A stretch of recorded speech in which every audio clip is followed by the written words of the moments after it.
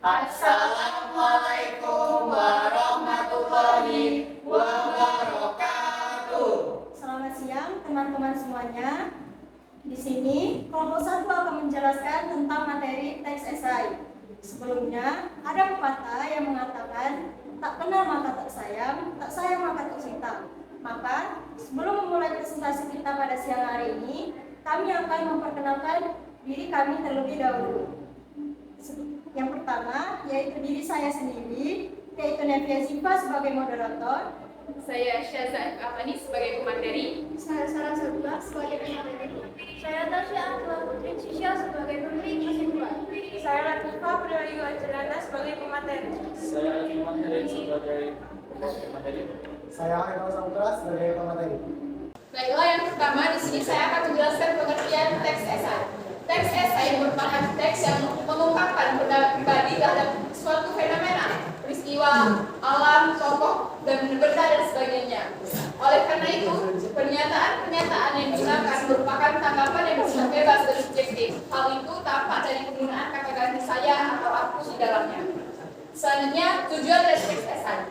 Menulis esai tujuan untuk meyakinkan pembaca agar percaya terhadap pendapat, pendirian atau penilaian kita tentang suatu hal. Selain itu, esai juga menggambarkan pandangan dan surat kabar atau majalah tersebut terhadap suatu topik dan isu dalam masyarakat.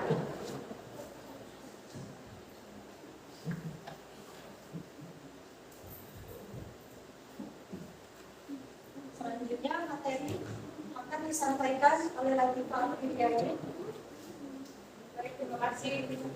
Ya, di sini saya akan menjelaskan tentang manfaatnya. Yang pertama itu manfaat bagi penulis. Yang pertama, sebagai alat ukur bagi penulis tentang sejauh mana kemampuan manusia. Yang kedua, untuk meningkatkan kemampuan penulis. Ketiga, mengembangkan kemampuan analisis dan berpikir kritis. Dan keempat, mendapat pemahaman mendalam terhadap suatu topik. Dan yang kelima, mengembangkan keterampilan meneliti. Manfaat baca yang pertama sebagai sebuah solusi terhadap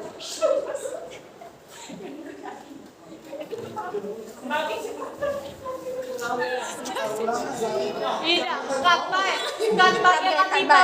mati kan. Nah, ngulang lagi. Selanjutnya materi akan disampaikan oleh Latifah Priyayu. Baik, terima kasih. Nah, di sini saya akan menjelaskan tentang manfaat esai. Yang manfaat bagi penulis yang pertama sebagai alat ukur bagi penulis tentang sejauh mana kemampuan penulisnya. Yang kedua, untuk meningkatkan kemampuan penulis. Ketiga, mengembangkan kemampuan analisis dan berpikir kritis. Keempat, dapat pemahaman mendalam terhadap suatu topik. Yang kelima, mengembangkan keterampilan meneliti. Dan yang kedua, manfaat bagi pembaca. Yang pertama, sebagai sebuah solusi terhadap permasalahan yang terjadi. Yang kedua, sebagai jembatan dan menjadi perantara dari dua pendapat yang berbeda-beda yang seringkali membuat pembaca kebingungan.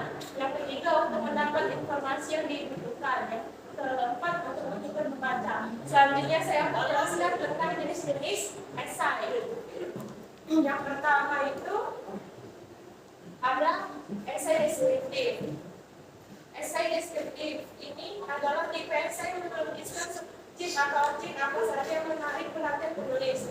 Jadi jika kamu suka menggambarkan sesuatu, esai deskriptif bisa jadi pilihanmu. Yang kedua, esai tajuk. Esai tajuk atau tajuk rencana biasanya ada di surat kabar dan majalah. Fungsinya adalah untuk menggambarkan pandangan dan sikap media tersebut terhadap suatu topik atau isu dalam masyarakat. Jadi esai ini biasanya berisi opini atau pandangan terhadap suatu peristiwa atau isu yang sudah hangat. Yang ketiga, ada esai cuplikan mata. Dalam esai jenis ini, penulisan membeberkan beberapa aspek dari kehidupan individu kepada pembaca. Jadi jika kamu suka mengobservasi dan menulis tentang perilaku orang, jenis esai ini cocok untukmu. Yang keempat, esai pribadi. Hampir sama dengan esai cuplikan mata, namun esai pribadi ditulis oleh penulis tentang dirinya sendiri. Penulis biasanya menceritakan tentang hidup dan pandangannya sendiri. Jadi esai ini bisa menjadi sarana buat kamu untuk curhat dan berbagi cerita tentang dirimu sendiri. Yang kelima, esai reflektif. Esai ini ditulis secara formal dengan nada serius. Penulis biasanya mengungkapkan beberapa topik penting yang berhubungan dengan hidup seperti kematian, politik, pendidikan, dan hakikat manusiawi. Jadi esai ini cocok untuk kamu yang suka berpikir dalam dan serius. Yang keenam, esai kritik. Dalam esai ini, penulis fokus pada uraian tentang seni, misalnya lukisan, karya, patung, teater, dan sastra. Jadi esai ini cocok untuk kamu yang suka dan mengerti tentang dunia ini. Selanjutnya, materi akan dijelaskan oleh Alif Nur. Oke, baiklah. Terima kasih kepada saudara yang telah memberikan saya kesempatan untuk membahas sistematika atau sistematika di dalam teks esai ini. Jadi, di dalam sistematika di dalam teks esai ini ada 3. Yang pertama ada tesis, rangkaian argumen, lalu penjelasan kembali. Di sini saya akan menuliskan sebagian besarnya saja dari sistematika teks esai ini. Yang pertama ada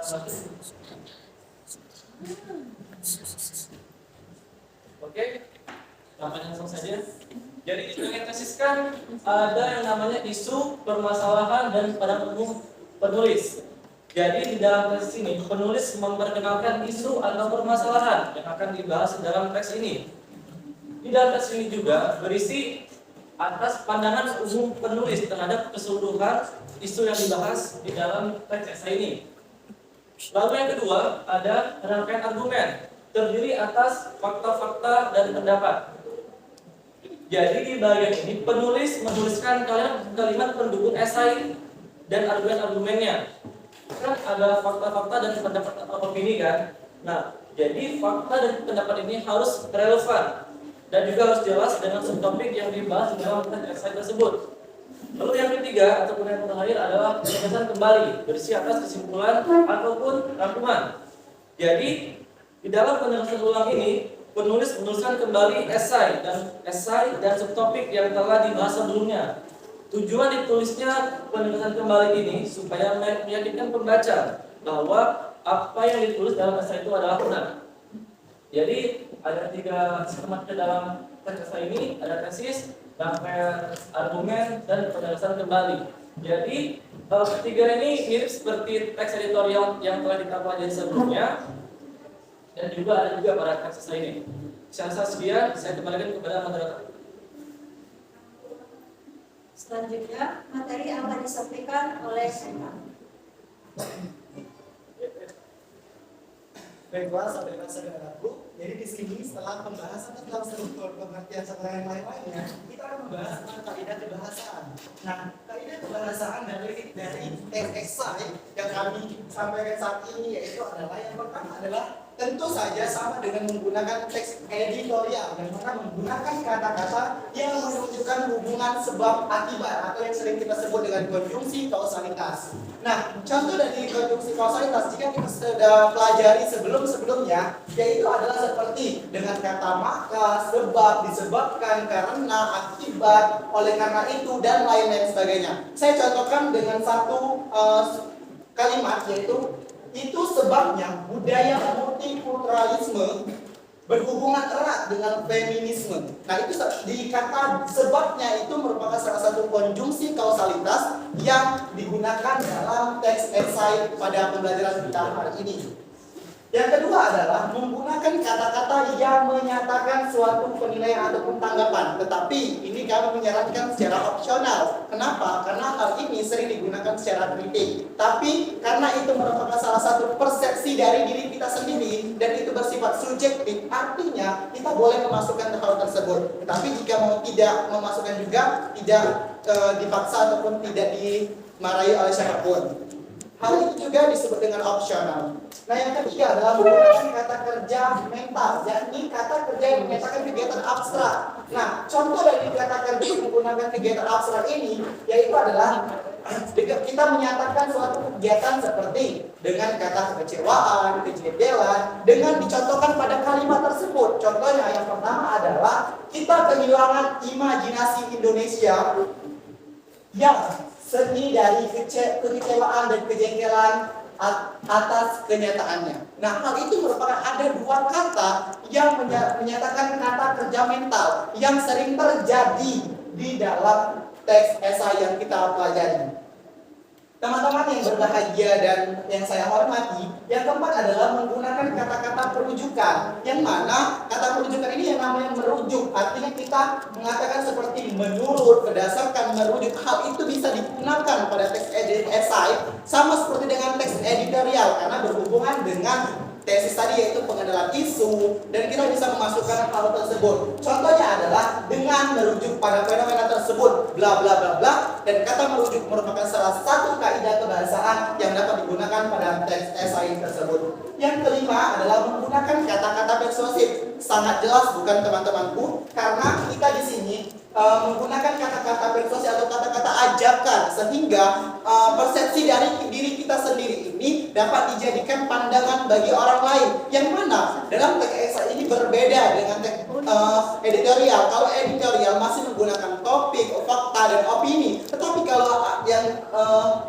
suatu esai ini dia merupakan murni dari penjelasan persepsi dari mereka sendiri serta bersifat subjektif. Sudah saya katakan bahwanya teks esai merupakan sifat yang bersubjektif. Nah, hal ini dapat kita contohkan pada dengan makna tersebut seharusnya ditunjukkan pada fenomena yang terjadi. Dengan kata seharusnya kita sudah mengajak kepada pembaca untuk mengenai tentang isu yang kita bahas serta topik yang kita perbincangkan. Yang terakhir adalah menggunakan pernyataan yang bersifat mendefinisikan. Tentu, karena berbeda dengan kritik sastra yang hanya memberikan suatu identitas suatu karya dan memberikan suatu pendahuluan. Kalau dalam suatu teks esai, dia ada yang namanya tesis tadi, yaitu pengenalan isu ataupun pendahuluan yang akan saya bahas juga nantinya di dalam suatu pola yang berdasarkan secara menurutun. Nah, di sini juga hal yang pertama yang harus kita lihat adalah seperti mendefinisikan adalah merupakan, yakni ataupun yaitu. Contohnya adalah imajinasi Indonesia dalam puisi merupakan respon terhadap realitas masyarakat. Itu merupakan salah satu contoh dari kaidah kebahasaan. Nah, teman-teman sekalian, itu merupakan salah satu kaidah kebahasaan yang berhubungan dengan teks esai, dan ini merupakan hampir sama dengan yang digunakan dalam teks kritik sastra yang kita pelajari sebelumnya, yang telah disampaikan oleh kelompok sebelumnya, yaitu kelompok Hafiz dan kelompok Ahmad Zaki, yang mengenai tentang teks kritik sastra. Tapi hal itu dapat mempunyai pembeda antara kritik sastra dan suatu teks esai. Mungkin selanjutnya adalah dikembalikan kepada moderator.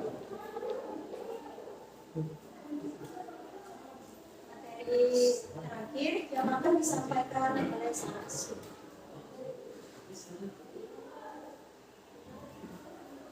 Baiklah, materi selanjutnya adalah materi tentang karakteristik. Esai memiliki beberapa karakteristik, di antaranya yang telah kami tuliskan pada kartu ini.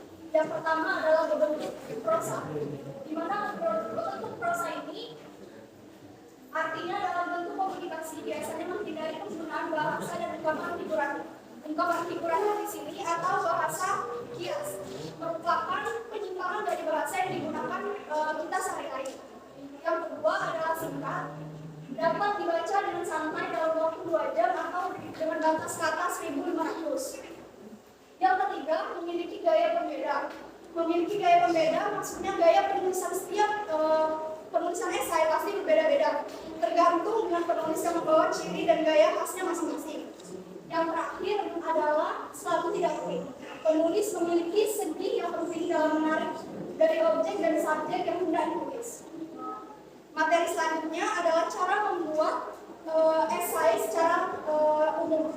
Yang pertama memiliki topik, yang kedua spesifikasikan topik ke dalam gagasan yang akan dituliskan secara terperinci, yang ketiga mengumpulkan bahan, dan yang terakhir mempertimbangkan saran pembaca. Namun di sini saya menuliskan kembali ada beberapa langkah-langkah secara terperinci untuk menulis esai yang sesuai dengan struktur. Di antaranya yang pertama adalah merumuskan sebuah gagasan pokok atau tesis berupa satu kalimat lengkap. Gagasan pokok merupakan pandangan atau pendirian kita tentang suatu topik tertentu. Yang kedua adalah jadikanlah gagasan pokok tersebut sebagai sebuah paragraf pembuka untuk memperkenalkan topik atau masalah. Yang ketiga, merumuskan pikiran-pikiran yang mendukung dan membeberkan gagasan pokok itu. Yang keempat, tuliskanlah fakta-fakta yang bisa untuk menguatkan pikiran-pikiran tersebut. Yang selanjutnya, kembangkan pikiran-pikiran dan fakta-fakta itu secara orisinal sebagai suatu apresiasi, pendapat dan pengalaman pribadi ke dalam beberapa paragraf yang saling berkaitan. Yang selanjutnya, padukan paragraf-paragraf itu dengan tetap memperhatikan kesesuaian dengan topik utama. Dan yang terakhir, susunlah paragraf simpulannya sebagai suatu penegasan ulang atas rangkaian gagasan sebelumnya. Mungkin materi tentang karakteristik dan cara membuat esai saya sampaikan. Terima kasih.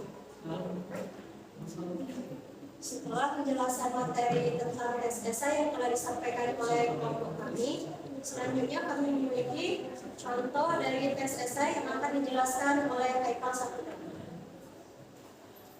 Oke, saudara-saudaraku, kita kembali lagi mengenai tentang contoh teks. Di sini saya akan meng-share contoh teks yang telah kami buat pada kesempatan kali ini, yaitu adalah tentang merindukan imajinasi Indonesia yang dibuat oleh Jamal D. Rahman. Nah, di sini merupakan salah satu contoh. Dapat kalian lihat di sana bahwanya ada beberapa yang sudah kami rangkum. Dan di situ dapat kalian lihat juga ada pendahuluan ataupun tesis, argumen serta rangkaian penegasan ulang yang sesuai dengan struktur yang dijelaskan oleh saudara Alif tadi. Nah, teman-teman dan saudaraku, di situ ada beberapa hal yang harus saya jelaskan. Pendahuluan, kita lihat di sini, pendahuluan ataupun tesis yang berisi tentang isu permasalahan serta pandangan umum penulis. Nah, hal ini teman-teman, tulis sekalian, bahwanya kita dapat melihat di sini terdapat isu yang dijelaskan mengenai tentang imajinasi Indonesia yang sangat minim karena merindukan imajinasi Indonesia yang sangat ingin dikembalikan lagi dengan secara semula. Nah, hal itu menjadikan isu permasalahan yang kami angkat sebagai pandangan umum penulis tersebut. Seperti itu. Nah, lanjut di paragraf pertama, sama seperti dengan editorial, yang mana editorial juga terdapat pendahuluan ataupun tesis tersebut pada paragraf pertama. Lanjut di paragraf kedua sampai paragraf kelima termasuk ke dalam bagian rangkaian argumen yang berisi pendapat dari penulis secara persepsi mereka sendiri. Nah, yang dari paragraf ke-6 sampai paragraf ke-8 tersebut yaitu termasuk kepada penegasan ulang ataupun penegasan kembali yang berisi tentang simpulan serta rangkuman yang telah dirangkum oleh penulis tersebut untuk dijadikan suatu teks esai. Nah, teman-teman mungkin menjadi tanda pertanyaan, kalau di kritik sastra itu yang nama pembuat dari suatu teks esai itu ataupun teks kritik sastra itu menjadi salah satu perdebatan kontroversial, apakah boleh digunakan ataupun boleh tidak. Nah, kalau dalam kritik sastra itu boleh opsional, tetapi dalam teks esai itu diwajibkan untuk menggunakan. Kenapa? Karena mereka merupakan pandangan dari persepsi mereka sendiri, jadi tidak ada pandangan dari penulis lain ataupun yang lain sebagainya. Nah, teman-teman, mungkin itu suatu teks yang telah saya sampaikan. Tapi sebelum itu, saya akan membahas mengenai tentang struktur yang lebih mendalam. Kayak yang telah distrukturkan ada dengan, kalau di kritik sastra itu mempunyai tadi adalah polanya adalah isap. Kalau di kritik sastra yaitu ada pola star.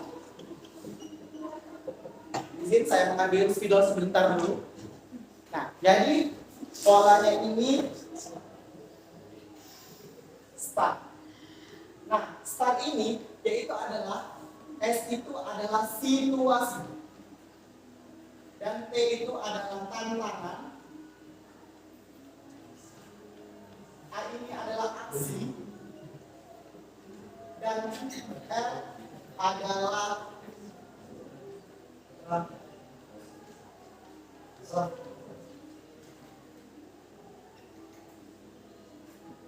Nah, teman-teman dapat melihat pola tersebut yaitu dengan pola star. Nah, di sini rangkuman ataupun refleksi. Nah, kalau kita secara pola star ini kita hubungkan dengan struktur yang telah dijelaskan oleh saudara kami tadi, yaitu adalah situasi dan tantangan ini termasuk ke dalam tesis ataupun pendahuluan. Sedangkan apa yang dimaksud dengan aksi? Aksi itu adalah penyampaian argumen argumen yang telah disampaikan dalam teks esai dari penulis tersebut. Nah, untuk refleksi adalah penegasan ulang. Nah, jadi kita bisa mengangkat hal ini untuk dijadikan pola. Jadi tidak hanya kritik sastra saja, tetapi ada juga di dalam teks esai itu menggunakan pola STAR. Nah, kalian pasti bingung situasi dan tantangan. Ya tentu dalam suatu teks esai pasti ada situasi yang sudah terjadi dan tantangan apa yang harus terjawab dalam suatu teks tersebut. Kenapa situasi dan tantangan ini menjadi pola dalam teks esai? Karena menjelaskan tentang apa yang isu yang akan dibahas dan bagaimana situasi tersebut terjadi. Lalu ada aksi. Yang namanya aksi artinya cara kerja. Cara yang sudah nyata, artinya argumen-argumen dari pendapat penulis tersebut disampaikan melalui teks esai tersebut sehingga dapat aksi yang sangat bagus sekali. Nah, untuk refleksi, ini adalah refleksi ya. Refleksi itu merupakan salah satu penegasan ulang yang menanyakan bagaimana cara baik buruknya suatu tantangan tersebut dalam kita menjawab dalam teks esai tersebut. Nah, jadi ini adalah pola yang kami sajikan dalam penyajian teks esai. Jadi tidak hanya kritis sastra, tapi juga teks esai juga ada mempunyai pola yang namanya STAR. Dan saya mengingatkan kembali, jangan kalian anggap sama bahwanya esai dan editorial itu mirip. Memang ada kemiripannya, tapi ada perbedaan yang sangat mencolok. Kalau esai, yaitu dia merupakan pandangan dari penulis tersebut, murni dari pendapat mereka dan menggunakan kata aku ataupun saya. Sedangkan untuk yang menggunakan editorial, mereka menggunakan kata ganti kami, kita, dan itulah yang menjadi pembeda dari dua teks yang kita sajikan kali ini. Jadi inilah teman-temanku dan saudara-saudaraku mengenai tentang penyajian teks, contoh teks, serta pola yang kami sajikan mengenai tentang teks esai. Kembalikan kepada moderator. Setelah contoh yang telah dijelaskan oleh Haikal, selanjutnya kita memasuki sesi terakhir yaitu kesimpulan yang akan dijelaskan oleh Tasya Akila. Baiklah, jadi saya simpulkan bahwa esai adalah teks yang mengungkapkan pendapat pribadi tentang suatu fenomena. Lalu tujuannya itu meyakinkan pembaca agar percaya terhadap pendapat pemberian dan penilaiannya. Lalu ada yang itu 6 jenis, lalu 4 karakteristik, manfaat bagi penulis dan pembaca. Lalu ada 6 kaidah bahasaan. Uangnya ada 4 cara membuat esai untuk pembuatan esai. Sekian kesimpulan dari saya. Wassalamualaikum warahmatullahi wabarakatuh.